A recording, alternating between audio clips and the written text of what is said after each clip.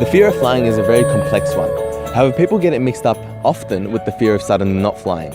In an instance where an aircraft suddenly stops flying, the ATSB is the National Investigation Authority of Australia that conducts investigations regarding aircrafts that suddenly stop flying. Such as in Europe, there's the NCASIA. NCASIA is a forum which is built up of all European Union members that have representatives within NCASIA that conduct the investigation. NCASIA uses an evidence-based approach to its investigations, while the ATSB uses a theoretical approach. I have here, fortunately, 6 experts, 3 from each forum and each body, to help me in my search for new information regarding these investigation authorities.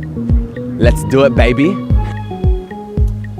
Yes, ladies and gentlemen, we're here at the University of New South Wales. I have found 3 experts on the ATSB. They're here to help me discover what the ATSB are all about and how they help in Australian investigations on air crashes.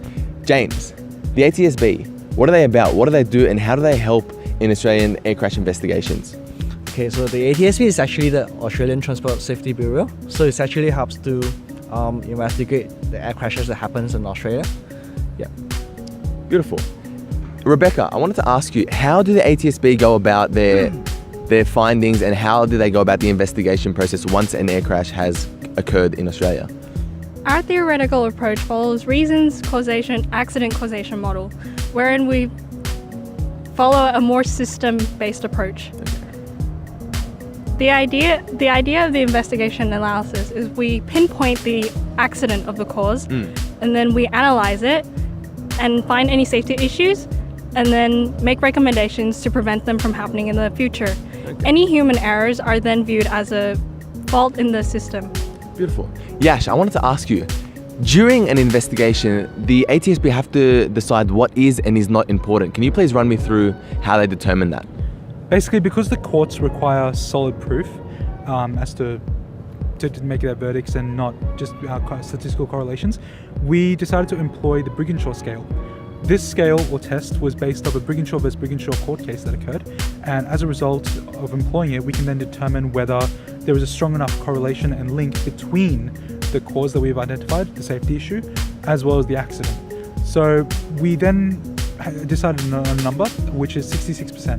Basically, if we achieve a minimum of 66% relationship between the two variables, we can then determine that the cause safety issue was actually a factor that contributed to the accident in most case scenarios. Okay. Can you run me through a case study or an occurrence of this happening?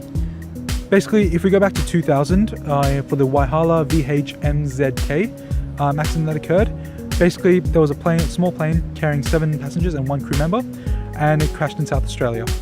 And the ATSB was called because it's within Australian jurisdiction, and we used our scientific method to investigate the causes. We came up with a couple of the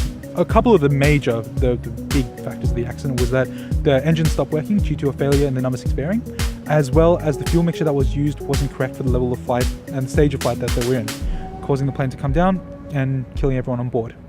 Now, because we also used a theoretical approach, we took that one step further, and we then started to investigate the organizational approach of Waihala Airlines, and we found some shortcomings in their operations. And in our report, we published both the scientific findings of why the aircraft crashed, as well as the organization flaws. And in order to improve the safety and in order to try and stop this from happening in the future. And as a result, all the same model airplane that were involved in that accident were grounded until the company that made them could fix the issue that happened. And as a result, also, became safer. Brilliant. Thank you very much, guys. I really appreciate your time. There you have it, ladies and gentlemen, the ATSB and its experts. So we've just heard from our 3 experts from the ATSB. With me are 2 experts from NCASIA. NCASIA is a forum that works to investigate air crashes within Europe under the European Union. Can you please explain to me how NCASIA was brought about and why?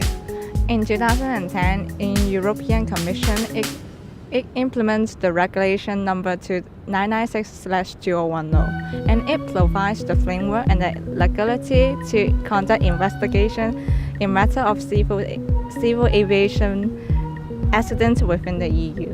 Wow. So does that mean that they have European Union members that have their own investigation authorities that work all together under NCASIA? Yes. Excellent. So by my understanding, the NCASIA has a 5-step process to ensuring that the investigation is undertaken properly. Can you please run me through those steps?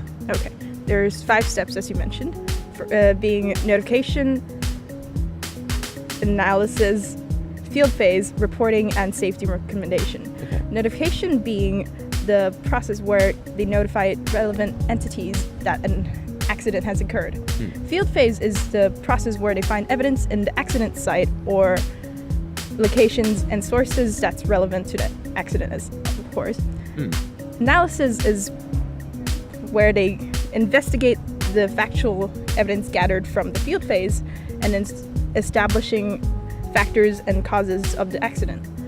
And reporting is where they have a report available. They make a report available through forums or they send a letter to relevant authorities. Is that made available to the public? Yes. Okay. And last but not least, the safety recommendation. As we all know, we do an investigation is to find the factors and causes of an accident or incident. So with that, we can deduce the recommendations so they won't have similar occurrences in the future. Excellent. Thank you very much for your time.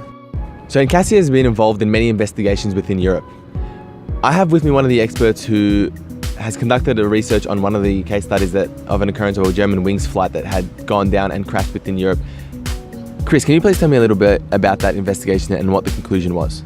So the investigation was conducted by the French Bureau of Safety and Analysis into civil aviation. By my understanding, were they working under NCASIA? Yes, that's correct. And they're also working with their German counterpart in the same area. So in the investigation, the investigation was conducted to find evidence into how the crash occurred. And one of the first bits of evidence they found was the flight data recorder. From that and also the voice recorder, they could conclude that the accident was caused by the co-captain Andreas Lubitz. So by my understanding, this was a pilot's fault because the captain had left the cockpit and left the co-pilot to fly the aircraft himself, and he essentially sabotaged the aircraft. In such a situation, how do you ensure, or rather, what recommendations can be made to ensure that this doesn't happen again? So NCASIA sent out a recommendation that at least 2 crew members are always in the cockpit for all European flights, and this includes 1 pilot.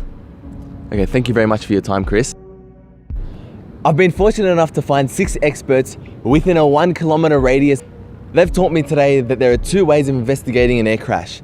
1 being the theoretical approach and 2 being the evidence-based approach. I'd like to thank them both for their time and efforts today and the research. Thank you very much, guys. Thank you.